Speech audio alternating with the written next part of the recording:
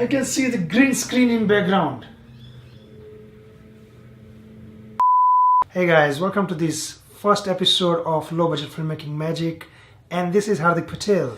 So in this episode I'm going to discuss about the unboxing and reviewing of the ultra wide angle Canon lens I recently purchased, and I'm going to discuss the pros and cons of this lens and also compare the price with other lenses. So I thought about this lens, Canon EFS 10-18 f4.5 to 5.6 IS STM.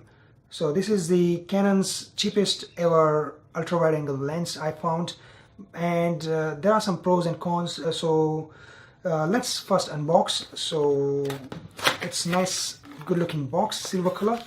It has some warranty card and description booklet, and in the plastic bag they have covered the lens. Wow. So this is an amazing lens, actually. Very nice and small. The lens cap size is 67 mm.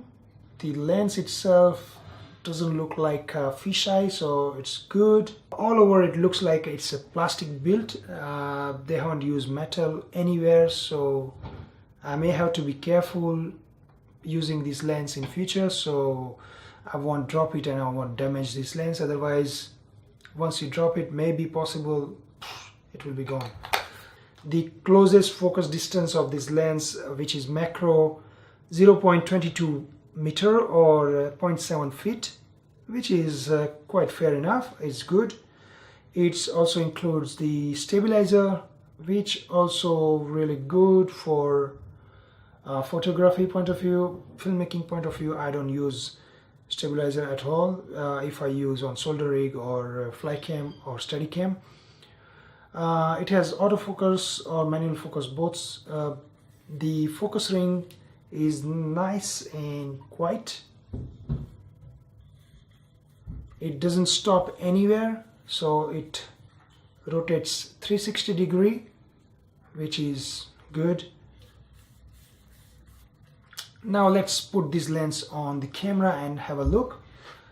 I just changed the lens from my all-time favorite Sigma 17-50mm 2.8 aperture lens to my Canon 10-18mm 4.5 to 5.6 mm lens, and you can see the difference, how big, how wide area it covers all over. So it's such a great lens. With the Sigma DC 17-50mm 2.8 lens, there was an advantage of constant aperture, which is 2.8 f. That's maximum aperture.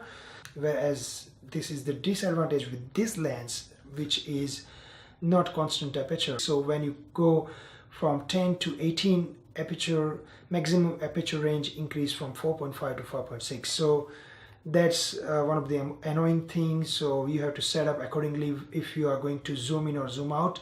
Otherwise your picture will get darker as the aperture highest aperture range will get lower. But in front of that, if I say the advantage that it can only cover 17 mm wide angle, whereas this is 10 mm wide angle, so which is great. This one has an autofocus system as well as the Canon also, but the Sigma autofocus system is very noisy, and when you put anything on autofocus, the autofocus motors keep making so much noise, which you can recognize in video. So I always have to shoot in manual focus, which we always do. But in some cases, if you are using your lens for steady cam or something, and if you want to track someone with the autofocus, you might have to get rid of the audio and do that. But with this lens, right now Canon 10-18 is on autofocus, but you can imagine how silent the motor is. If I come forward or go backward, when the autofocus changes, still the motor is so silent and it doesn't pick up any noise in video, so which I wanted very well for my YouTube videos, whereas this one is annoying for that part. Another thing is this lens I dropped maybe 4 or 5 times very badly, and it hit to the ground, and it also damaged this. See, the lens itself in front and all, but still the lens is working very fine because the lens build is metal. Outside part is plastic, but inside is metal, so it's very heavy duty. Whereas this Canon 10 to 18mm lens is a plastic build, so you have to be very careful. It's very delicate lens, so if you drop like this, then that lens won't last definitely. Apart from that, if you are thinking about the price range, then there are wide angle lenses in market which are very expensive compared to this. Of course, they might be good built and good quality lens which provides the constant high aperture, but which are double or triple price of this lens, so I avoid going with that. Rather than that, I can put some extra lights here and record with the low aperture.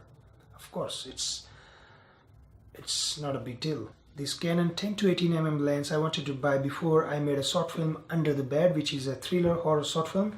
Unfortunately, I couldn't able to afford on that time because my all money was invested in that short film, so I was get delayed buying this lens. But of course, on that time I use my GoPro to show that same result. Anyway, so overall, if I say that, then Canon 10 to 18 quality wise also it gives very fantastic result, very good quality result, and I am really happy with this lens as I tried on so many things, like I recorded and also I photographed few things, and the result wise it shows very crisp, clear, good quality outcome. So I have no doubt about the Canon products at all.